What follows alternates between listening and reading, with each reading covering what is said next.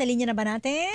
Okay, nasa linya na natin, Christian, ang isa pa nating panauhin para sa araw na ito dahil magsisimula na naman tayong bumiyahe. Na naman. Oo, alam niyo naman, pagka biyahe-biyahe na yan, saan ba tayo karaniwang sumasakay?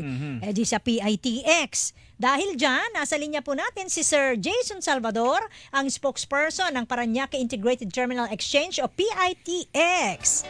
Good morning, Sir Jason Salvador, sir. Morning, Sir Jason. Hi, Ma'am Tuesday, Sir Christian. Magandang umaga po sa inyo at magandang umaga po sa lahat ng mga kapuso natin. Kumusta naman dyan sa PITX? Dinadagsa na ba It's ngayon that pa time lang? of the year again. Oo nga. Oo, eto na naman po tayo sa mga panahong talagang mag-uuwian na naman yung ating mga kapuso sa kanilang probinsya. At ganoon din yung mga taga-probinsya, magluluwasan naman dito sa Metro Manila. Well, maaga yung paghahanda natin ngayon, Ma'am Tuesday, Sir Christian, kasi kino-consider natin na medyo mahaba-haba yung Holy Week na ito. No? Kung matatandaan nyo or kung mapapansin nyo, yung April 9 is a holiday, Correct. araw ng kagitingan, and then a few more days dan, Holy Week na. No? So, ipit na yung Thursday and Friday. So, sa aming pagtaya, ilan sa ating mga kapuso, baka magsipagbiyahe na simula ngayong Wednesday at baka i-leave na nila yung Wow. Thursday, Friday leading to the Holy Week. No? Yung iba naman dyan, magsisimula pa lang sa Friday or sa Saturday. Kaya naman, tayo rito, well, pinaghahandaan na natin yan. Ang unang pinaghandaan natin, siyempre yung enough supply ng mga pampublikong sasakyan natin. Dahil nga mataas yung demand, alam natin marami yung magsisiuwian. Well, kailangan na mas marami sasakyan. So sa ganang natin, nakipagpulong na kagad tayo sa ating mga operator para siguraduhin na meron silang enough na mga bus para maghatid sa mga kapuso natin. Gayon din sa LTFRB para sa pag-i-issue ng mga special permit Right. para sa karagdagang mga linya.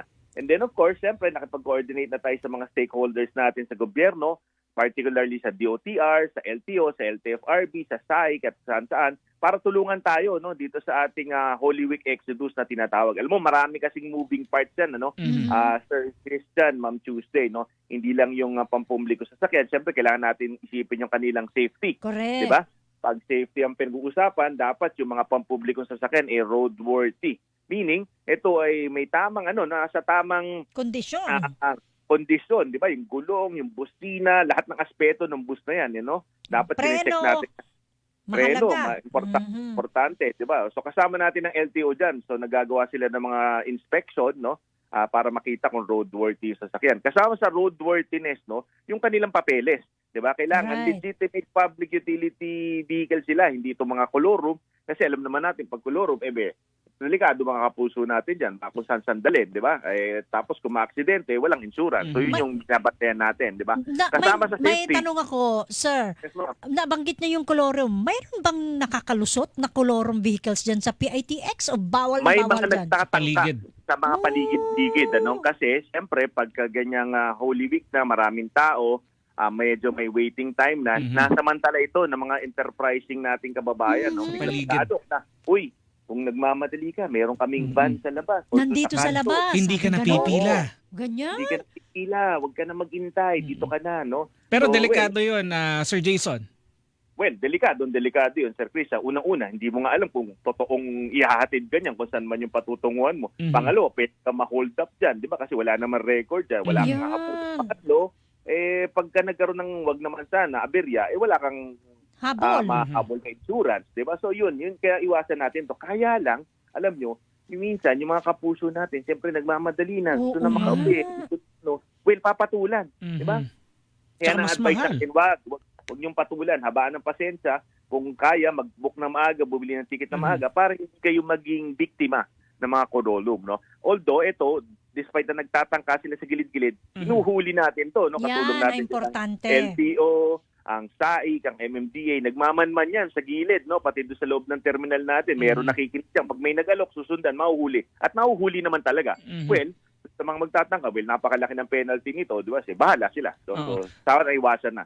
So yun, yan yung mga safety natin. Balikan ko lang yung safety, siyempre, yung bukod sa roadworthiness na sasakyan, Sir Christian, Ma'am Tuesday, yung kalidad ng driver. Yan, Diba? isa pa Hindi yan. pwedeng antok yan. Hindi pwedeng nasa ilalim yan ng pinagbabawal ng gamot, nakainom o walang sapat na pahinga. So binabantayan natin yan.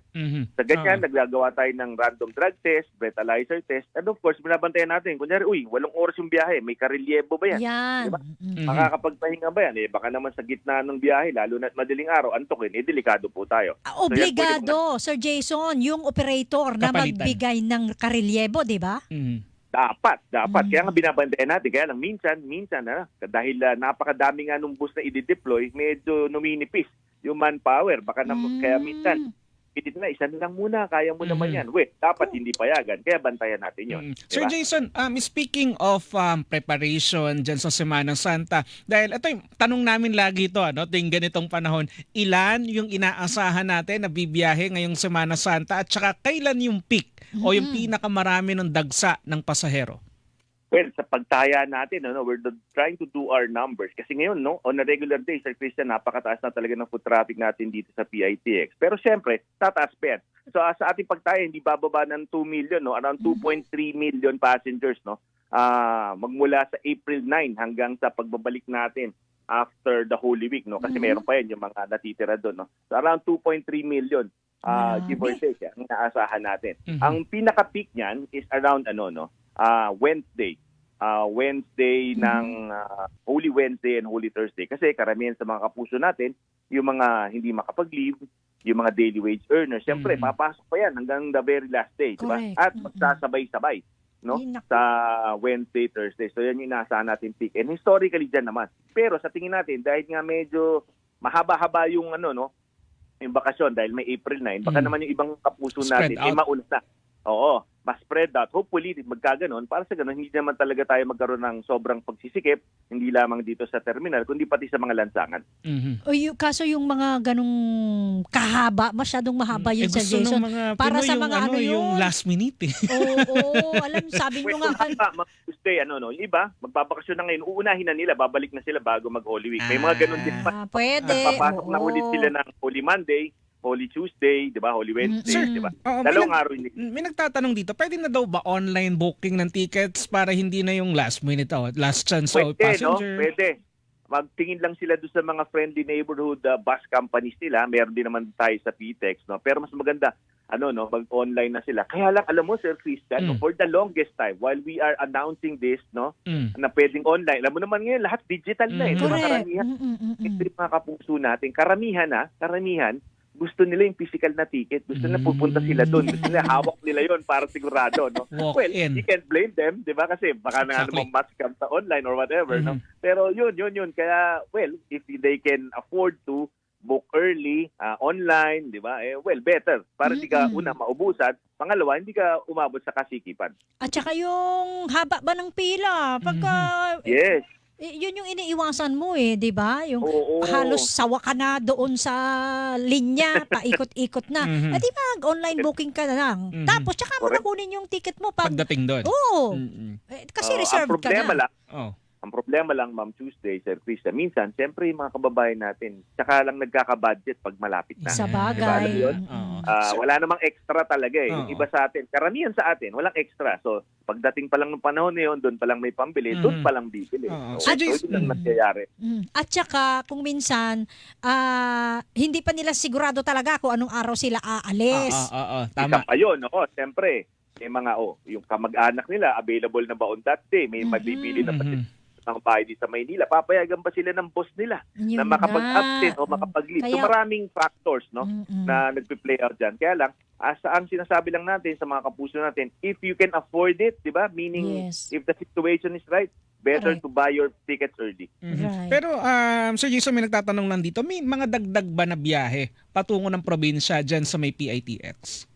Well, oo, Kasi, syempre, yung mga kababayan natin talagang, if you're talking about additional buses, definitely meron, Pero yung additional routes, well, we're still waiting, for advice from the LTFRB. Pero in the usual natin, syempre, yung mga papuntang south, pagmula dyan sa Cavite hanggang as far as Mindanao, and then sa north, di ba, yung mga usual natin, Yes. Baguio, Pangasinan, Nueva Ecija, kompleto pa rin naman yan. Wala pa tayong numbers so ilan yung dagdag na bus o biyahe dyan sa PITX para sa Holy Week?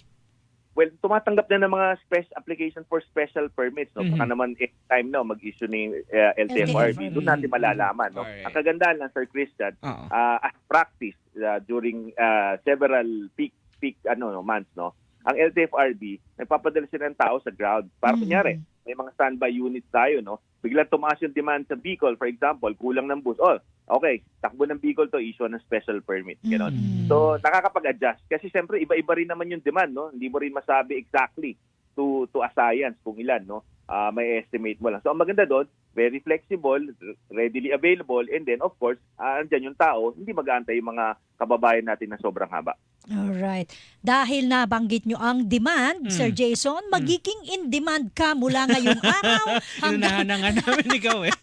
hanggang matapos ang Semana And then Santa. kung matapos Sigurado ang yan. eleksyon. Kaya Well, nga. para tayong no? Si Jose Marichan pagka Pasko. No? Ikaw naman. Yan talaga yung natin. Semana Santa. Teko, Sir Jason, kaya ba inaasahan nyo na mas marami? Nagtatanong dito, mas marami yung dadagsa na pasahero dahil ito yung unang taon ng Semana Santa na meron ng connection yung LRT doon sa PITX. Maganda Good nga yun. And point. pwede na rin Good. iwan yung sasakyan doon sa parking. Correct.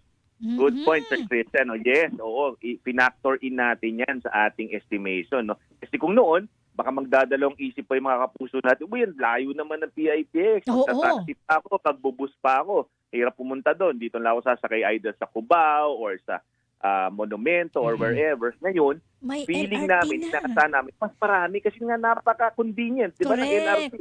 Pagbaba mo ng LRT, PTEX na mismo yon, may PTEX station. So sa tingin natin, yes, makakapag-contribute to sa dagdag ng pasero natin. Kasi in fact, every day, talaga, yung daily average natin, malaki na yung kinontribute niya. So talaga magiging factor yan, Sir Christian. Ano na ba yung daily nyo ngayon? Dati 100,000. 150 tayo ngayon. No, ng average. 150 average. Ayun. Naku. Tapos kung tamad ka Imagine mag-drive. mo, oo. Imagine mo gano'ng karaming tao yun. No? Tapos Correct. ngayon kasi nakikita nila yung convenience ng public transport. Yeah. Iwan nila yung kotse nila sa amin. Napakalaki ng parking or wherever. Sakay sila LRT, punta sila sa amin. Diba? Convenient Right. hassle-free. Kaya naman talagang, well, ito naman talagang gusto natin. Ito yung pinapromote natin na maging carless yung sa mga lansangan natin. Para sa maraming bagay. Una, makaka-contribute sa pag-alleviate ng traffic. Diba? Puwasan mo yung mga pasyado sa sasakyan. Pangalawa, yung natin, carbon footprint, kahit Yan, paano, kung tama. nababawasan yung sasakyan, less emission, di ba? And then, of course, baka naman maibsan yung stress ng mga kababayan natin, mga kapuso natin, pag nagdadrive, umiinit ulo, di ba? Kung nasa public transport ka, di relax ka lang, nakaupo ka lang. Yeah. Kaya lang, Sir Jason, sa Holy Week, walang operasyon ng LRT. Oh, yeah. Kasi Pero sa mag-maintenance Holy Week sila. itself, Araw ng Holy Week Holy yata. Week. Oo. Itself. Pero leading to, meron pa naman, di ba? Yeah, Kasi yeah, yung mga train naman natin, kailangan din naman nilang ikumpuni. Correct. Maintenance. no? So, Alright. sinasamantala nila yan. Hopefully, bago mag-break yung mga railways natin, nahatid na karamihan sa mga kapuso Yes. natin sa PITX. Alright. Mm. With that, Sir Jason, nagpapasalamat po kami at asahan nyo na every now and then hanggang pagbalik natin, kayo pa rin ang aming mga guest. Wag ka muna magbabakasyon, sir, ha? Bawal sa atin Walang magbakasyon. bakasyon. Bawal. Yan. Sama-sama tayo. Yan. Walang Yes, bakasyon. ma'am. Yes, sir. Salamat po. Thank Ingat you, po sir. tayo Good lahat, mga morning. kapuso. Thank you, Sir Jason. Si Sir Jason Salvador, ang Ayun. tagapagsalita ng PITX. Babalik po kami alas 9. Hilingan, walang pinoprotektahan.